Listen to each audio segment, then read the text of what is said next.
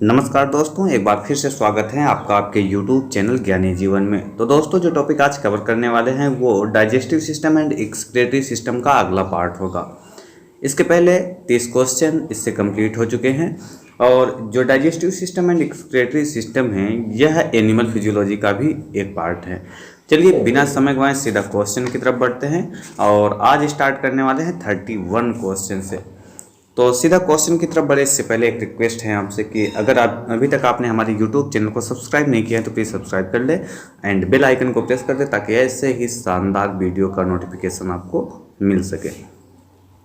देखिएगा क्वेश्चन बिल्कुल आपके सामने विजिबल हो रहा होगा। क्वेश्चन क्या है, रेनिन जो कि RAAS तंत्र का भाग है कहाँ से स्रावित होता है। तो इसका राइट आंसर क्या होगा डियर स्टूडेंट, इसका राइट आंसर हो जाएगा, इसके पहले इंग्लिश वर्जन को देख लेते हैं। Renin which is a part of RAAS system is secreted from. तो right answer option number B होगा, JGA उपकरण, JGA apparatus is the right answer. सबसे पहले जान लेते हैं कि RAAS का फुल फॉर्म क्या है। Renin angiotensin aldosterone system. और यह जो है RAAS तंत्र जो है वृक्क की क्रियाविधि को नियंत्रित करने से संबंधित तंत्र हैं। इस तंत्र के अंतर्गत वृक्क के एक भाग की कोशिकाएं एक संरचना बनाती हैं जिसे जक्स्टाग्लोमेरुलर उपकरण कहते हैं। इससे रेनिन नामक एंजाइम स्रावित होता है। यह एंजाइम रुधिर की एंजियोटेंसिनोजन प्रोटीन को निष्क्रिय एंजियोटेंसिन फर्स्ट में परिवर्तित करता है जो ACE का फुल फॉर्म क्या है, एंजियोटेंसिन कन्वर्टिंग एंजाइम के प्रभाव से सक्रिय एंजियोटेंसिन सेकंड में परिवर्तित हो जाता है। यह रुधिर वाहिनियों को संकुचित करता है तथा रुधिर दाब को बढ़ाता है। तो इसलिए इसका नाम रख देते हैं वाहिका संकुचन, इसी को कहते हैं। चलिए क्वेश्चन नंबर 32 की तरफ बढ़ते हैं। ये रहा क्वेश्चन नंबर 32 बिल्कुल आपके सामने। देखिएगा क्वेश्चन क्या है, निम्न से कौन सबसे शक्तिशाली वाहिका संकुचक है। Which of these is the most potent vasoconstrictor in our body. Right answer जो होगा डियर स्टूडेंट, इसका राइट आंसर हो जाएगा option number C, angiotensin second. 11 नहीं सेकंड है, angiotensin second is the right answer. चलिए क्वेश्चन नंबर 33 की तरफ बढ़ते हैं और ये रहा क्वेश्चन नंबर 33 बिल्कुल आपके सामने। क्वेश्चन क्या है देखिएगा, रेनिन का स्रावण होता है, ये प्रावरण ही स्रावण होता है। Renin is secreted by, right answer होगा ऑप्शन नंबर डी, गुच्छासन कोशिकाओं द्वारा juxtaglomerular cells is the right answer. Question number 34 की तरफ बढ़ते हैं। ये रहा क्वेश्चन नंबर 34 बिल्कुल आपके सामने। देखिएगा क्वेश्चन क्या है, क्वेश्चन है यकृत में यूरिया का संश्लेषण होता है। बढ़िया क्वेश्चन है और राइट आंसर है ऑप्शन नंबर डी, आर्निथिन चक्र द्वारा इसका राइट आंसर होगा। चलिए क्वेश्चन के इंग्लिश वर्जन को कंप्लीट करते हैं थोड़ा इसको बढ़ा करके। क्वेश्चन बिल्कुल आपके सामने है। क्वेश्चन क्या है, synthesis of urea in liver takes place by, right answer होगा option number D, ornithine cycle is the right answer. Urea का रासायनिक सूत्र क्या होता है डियर स्टूडेंट, अगर बात करें तो NH2CONH2 होता है। क्या होता है, NH2CONH2 होता है। यूरिया का निर्माण यकृत में आर्निथिन चक्र या यूरिया चक्र द्वारा होता है। इस चक्र में अमोनिया तथा CO2 आपस में अभिक्रिया करते हैं तथा यूरिया बनती हैं। इस चक्र में कुछ अमीनो अम्ल जैसे सिट्रुलिन तथा आर्निथिन बनते हैं। यकृत कोशिकाएं आर्जिनेज, यूरिनेज आदि एंजाइम की सहायता से यूरिया का संश्लेषण करती हैं। इस यूरिया को वृक्क रुधिर से लेकर मूत्र के साथ इसका उत्सर्जन करते हैं। चलिए क्वेश्चन नंबर 35 की तरफ बढ़ते हैं। ये रहा क्वेश्चन नंबर 35 बिल्कुल आपके सामने। देखिएगा डियर स्टूडेंट क्वेश्चन क्या है, यकृत में यूरिया का संश्लेषण होता है। क्या है question, the synthesis of urea in liver takes place. तो राइट आंसर आपको लिखना है कमेंट बॉक्स में। चलिए बिना समय गवाए क्वेश्चन नंबर 36 की तरफ बढ़ते हैं और ये रहा बिल्कुल क्वेश्चन नंबर 36 आपके सामने। देखिएगा क्वेश्चन क्या है, शरीर में यूरिया किस अंग के द्वारा बनती है। बढ़िया क्वेश्चन है और इसके इंग्लिश वर्जन को देखिएगा, urea formation takes place in which organ of body. Right answer क्या होगा, राइट आंसर जो भी होगा उसे आप कमेंट बॉक्स में लिखेंगे। चलिए बिना समय गवाए सीधा क्वेश्चन नंबर 37 की तरफ बढ़ते हैं और ये रहा क्वेश्चन नंबर 37 बिल्कुल आपके सामने। थोड़ा इसको छोटा कर देते हैं। क्वेश्चन देखिएगा, क्वेश्चन क्या है। क्वेश्चन है प्रोटीन वेस्ट अमोनिया का यूरिया में परिवर्तन होना मुख्यतः होता है इसमें। The conversion of protein waste the ammonia into urea occurs mainly in. Right answer जो होगा इसका 37 का option number C is the right answer. यकृत मिनटू से liver is the right answer. चलिए क्वेश्चन नंबर 38 की तरफ बढ़ते हैं और ये रहा क्वेश्चन नंबर 38 बिल्कुल आपके सामने। देखिएगा डियर स्टूडेंट, क्वेश्चन क्या है। ग्लूकोज का पाचन किस जगह से प्रारंभ होता है। बढ़िया क्वेश्चन है। At which place digestive of glucose starts. Right answer जो होगा ऑप्शन नंबर डी, इनमें से कोई नहीं, none of these is the right answer. कुछ ऐसे क्वेश्चन आपको एग्जाम में देखने को मिल सकते हैं जिनका काम होता है कि आपके माइंड की क्रिएटिविटी पता करना। कहने का अर्थ क्वेश्चन तो क्वेश्चन जैसा है ही नहीं। देखिएगा इसके विषय में हम बात करते हैं कि हमारे भोजन में एक्चुअल में होता क्या है। कार्बोहाइड्रेट्स, पॉलीसैकेराइड, डाइसैकेराइड तथा मोनोसैकेराइड होते हैं। मोनोसैकेराइड सबसे छोटे कार्बोहाइड्रेट होते हैं, इनका कोई पाचन नहीं होता है। और ग्लूकोज क्या है, एक प्रकार का मोनोहाइड्रेट है। जबकि इसमें पूछ लिया है कि ग्लूकोज का पाचन किस जगह होगा। ग्लूकोज खुद ही मोनोसैकेराइड है और मोनोसैकेराइड का पाचन नहीं होता है, वो सबसे सरलतम रूप होता है। क्वेश्चन नंबर 39 की तरफ बढ़ते हैं। यह रहा क्वेश्चन नंबर 39 बिल्कुल आपके सामने। देखिएगा क्वेश्चन क्या है डियर स्टूडेंट। यकृत कई कार्य करता है, उनमें से एक कार्य है liver performs several function, one of these functions is. तो राइट आंसर क्या होगा। राइट आंसर हो जाएगा ऑप्शन नंबर सी, ग्लाइकोजेनोत्पत्ति इसका राइट आंसर होगा। Option number C, glycogenesis is the right answer.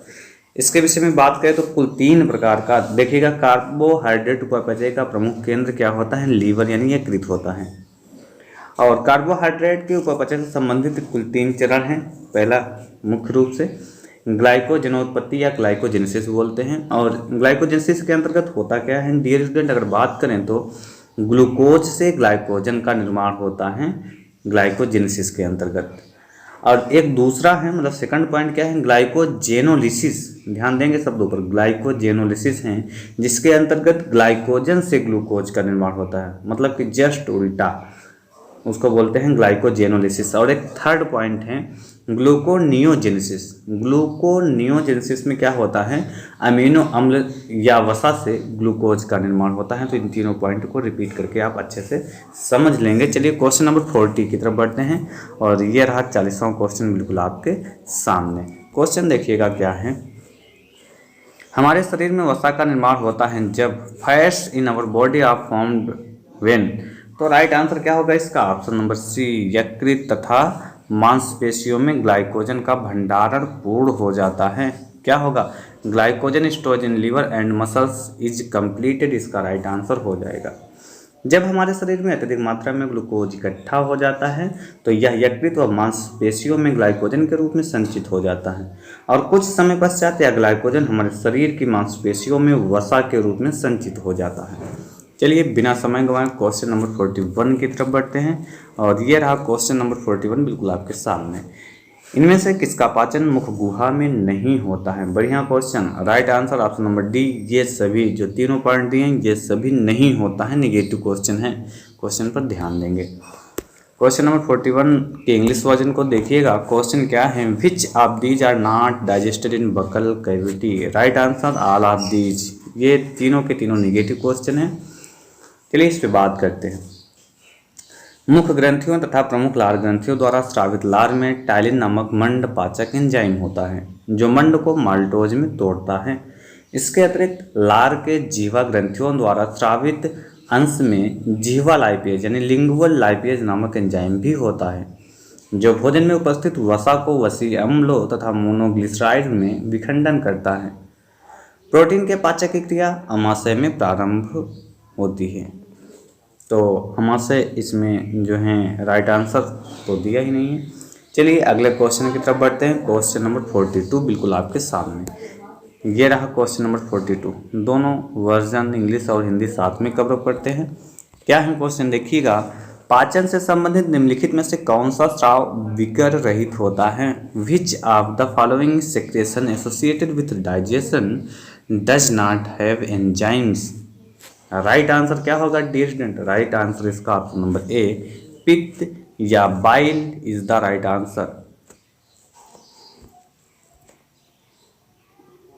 विषय में बात करें तो पित्त एंजाइम रहित पाचक रस होता है, फिर भी पित्त पाचन से संबंधित कई कार्य करता है, जैसे अमीनो अम्ल का उदासीनीकरण, वसा का इमल्सीकरण, लाइपेज का सक्रियण, वसीय अम्लों का अवशोषण, खनिज लवणों का अवशोषण, ये सारे काम करते हैं।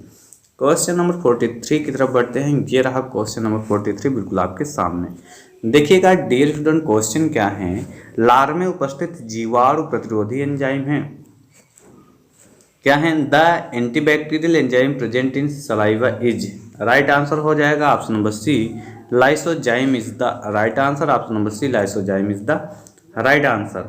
लाइसोजाइम एक जीवाणु प्रतिरोधी एंजाइम है जो शरीर के बहुत से तरल में पाया जाता है, जैसे आंसू, लार, पसीने, इन सभी में पाए जाते हैं। और लार में उपस्थित मंड पाचक एंजाइम टाइलिन है। मंड पाचक एंजाइम क्या है, टाइलिन है। चलिए क्वेश्चन नंबर 44 देख लेते हैं। यह रहा क्वेश्चन नंबर 44 बिल्कुल आपके सामने। देखिएगा क्वेश्चन क्या है। क्वेश्चन है प्राकृतिक पाए जाने वाले एंजाइम लाइसोजाइम पाया जाता है। Naturally occurring enzyme lysozyme is found इन, तो ऑप्शन बिल्कुल आपके सामने हैं, राइट आंसर कमेंट बॉक्स में आप लिखेंगे। और चलिए बढ़ते हैं क्वेश्चन नंबर 45 की तरफ। ये रहा 45 क्वेश्चन बिल्कुल आपके सामने, थोड़ा इसको बड़ा कर लेते हैं। क्वेश्चन देखिएगा, लाइसोजाइम पाया जाता है, lysozyme is found in, right answer को कमेंट बॉक्स में लिखना है। अगले क्वेश्चन की तरफ बढ़ते हैं बिना समय गवाएं। ये रहा क्वेश्चन नंबर 46 बिल्कुल आपके सामने।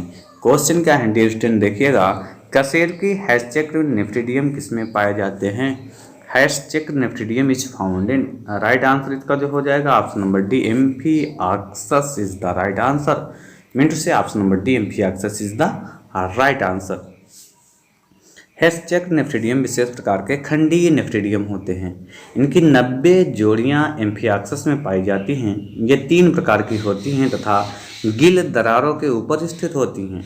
ये नाइट्रोजन युक्त अपशिष्ट पदार्थों को रुधिर पात्रों से अवशोषित करती हैं तथा इन्हें अलिंदों में उड़ेल देती हैं। क्वेश्चन नंबर 47 की तरफ बढ़ते हैं। यह रहा क्वेश्चन नंबर 47 बिल्कुल आपके सामने। देखिएगा क्वेश्चन क्या है, ट्रिप्सिन एंजाइम का स्रावण किसके द्वारा होता है, trypsin enzyme is secreted from, right answer क्या होगा, राइट आंसर हो जाएगा ऑप्शन नंबर बी अग्न्याशय, pancreas is the right answer. Trypsin enzyme अग्न्याशय के अग्न्याशयी रस से स्रावित होती हैं। अग्न्याशयी रस रंगहीन क्षारीय द्रव होता है। ट्रिप्सिन एंजाइम प्रोटीन का पाचन छोटी आंत में करता है। यह एंजाइम निष्क्रिय ट्रिप्सोनोजन के रूप में स्रावित होती हैं। आंत में पहुंचने पर यह छोटी आंत से स्रावित एंटेरोकाइनेज एंजाइम द्वारा सक्रिय ट्रिप्सिन में परिवर्तित होता है। चलिए क्वेश्चन नंबर 48 की तरफ बढ़ते हैं। और ये रहा क्वेश्चन नंबर 48 बिल्कुल आपके सामने। देखिएगा क्वेश्चन क्या है, खाद्य के अवशोषण में कौन से आयन की आवश्यकता होती है, विच ion is needed in absorption of food, right answer क्या होगा ऑप्शन नंबर सी Na नहीं होना चाहिए बल्कि आयन के रूप में होना चाहिए।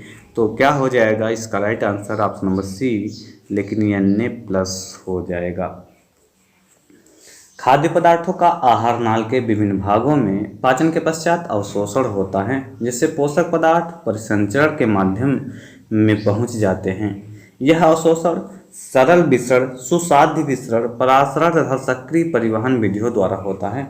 इनमें ग्लूकोज, कुछ अमीनो अम्लों का अवशोषण सह परिवहन विधि द्वारा सोडियम युक्त पंप द्वारा होता है, जो कोशिका कला पर उपस्थित होते हैं। क्वेश्चन नंबर 49 की तरफ बढ़ते हैं।